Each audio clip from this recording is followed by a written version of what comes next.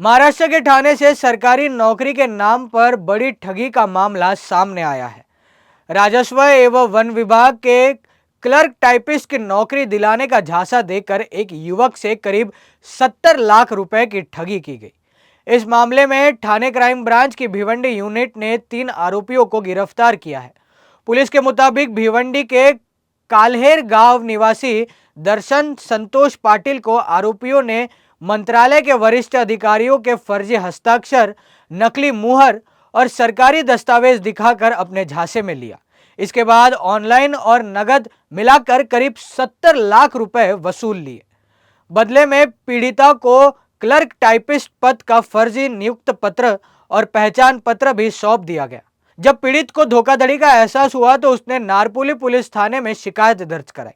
मामले की जांच के दौरान क्राइम ब्रांच ने 3 आरोपियों को गिरफ्तार कर उनके कब्जे से फर्जी नियुक्त पत्र, नकली मुहर, लेटरहेड और मंत्रालय के वरिष्ठ अधिकारियों के फर्जी हस्ताक्षर वाले दस्तावेज बरामद किए हैं।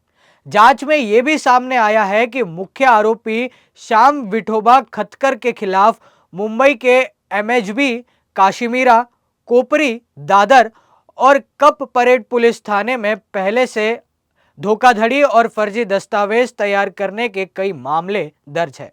वहीं अन्य आरोपी जुगल लोढ़ाया और रविंद्र शंखुआ के खिलाफ भी वर्तकनगर और हिंगोली में इस तरह के अपराध दर्ज है। भिवंडीचा आहे, त्याने गुन्हे शाखेकडे तक्रार दिली होती की त्याची 70 लाख रुपये घेऊन मंत्रालयात नोकरी लावतो किंवा महसूल वन विभागात नोकरी लावतो म्हणून फसवणूक केली होती। त्या अनुषंगाने नारपुली पोलीस स्टेशनने गुन्हा दाखल केला। त्या गुन्ह्याचा तपास गुन्हे शाखा घटक 2 चे पोलीस निरीक्षक शीतल राऊत आणि त्यांची टीम यांनी एसीपी शेखर बागवे यांच्या परीक्षणामध्ये तपास सुरू केला। त्या तपासामध्ये असं निष्पन्न झालं की श्याम खतकर, जुगल लोढ़ाया आणि रविंद्र शंखुआ या 3 आरोपींनी पीडिताची फसवणूक केली आहे। त्याच्याकडून 70 लाख रुपये घेऊन त्याला बनावट नियुक्तीपत्र, महसूल वन विभागात टंकलिपिक या पदावरचं बनावट त्याला नियुक्तीपत्र दिलं। त्या अनुषंगाने 3 आरोपींना अटक केलेली आहे। या 3 आरोपींचा पोलीस कोठडी रिमांड उद्यापर्यंत आहे। त्याचबरोबर आरोपी श्याम खतकर याच्या विरुद्ध 9 गुन्हे यापूर्वी दाखल आहेत। जुगल लोढ़ा या आरोपीविरुद्ध 2 गुन्हे दाखल आहेत आणि रविंद्र शंखुआ या आरोपीविरुद्ध यापूर्वी 2 गुन्हे दाखल आहेत। 2023ला जुगल लोढ़ा याच्या विरुद्ध वर्तकनगरला एका पीडितेने याच पद्धतीने त्याची फसवणूक केल्याप्रकरणी त्यानं आत्महत्या केली होती पीडिताने। त्या अनुषंगाने आत्महत्येस प्रवृत्त केल्याप्रकरणी गुन्हा दाखल आहे। त्याच्यामध्ये लोढ़ा या आरोपीला अटक करण्यात आलेली होती। या गुन्ह्याच्या तपासामध्ये अद्यापर्यंत मुद्देमाल जप्त केलेले आहेत। बनावट लेटर पॅड आहेत, रबर स्टॅम्प आहेत, त्याचबरोबर आयडेंटिटी कार्ड आहेत आणि नियुक्तीपत्र देखील आहेत बनावट। त्या अनुषंगाने आम्ही अधिक तपास करत आहोत। गुन्ह्यामध्ये बराच मुद्देमाल जप्त करण्यात आलेला आहे। सर कशा प्रकारे फसवणूक असायची, काय आमिष निघत जायचं आणि कशा प्रकारे आणि यामध्ये दर्शन पाटील एवढे 70 लाख रुपये दिले, कुठली नोकरी लावणार होता? त्याला लिपिक आणि टंकलिपिक किंवा लिपिक या पदावर वन विभागात, महसूल विभागात नोकरी लावतो असं त्याला बनावट नियुक्तीपत्र देखील त्यांनी दिलं होतं। यांची मोडच अशी आहे की हे सुशिक्षित बेरोजगार यांना हेरून त्यांच्याकडून पैसे घ्यायचे, त्यांना आमिष दाखवायचे की तुम्हाला आम्ही नोकरी लावतो आणि त्या अनुषंगाने त्यांचे जे काही प्रश्नपत्रिका असतील किंवा उत्तरपत्रिका त्याला पोस्टाने घरी पाठवायचे हे आरोपी विक्टिमला किंवा त्या पीडिताला। त्याच्यानंतर त्याला काही दिवसानंतर त्याला नियुक्तीपत्र देखील देण्यात यायचं। सर नेमकी आतापर्यंत किती जणांची अशा प्रकारची फसवणूक झाली, किती प्रकरणं समोर आले, त्या काळात अजून काही प्रकरणं समोर येतील का?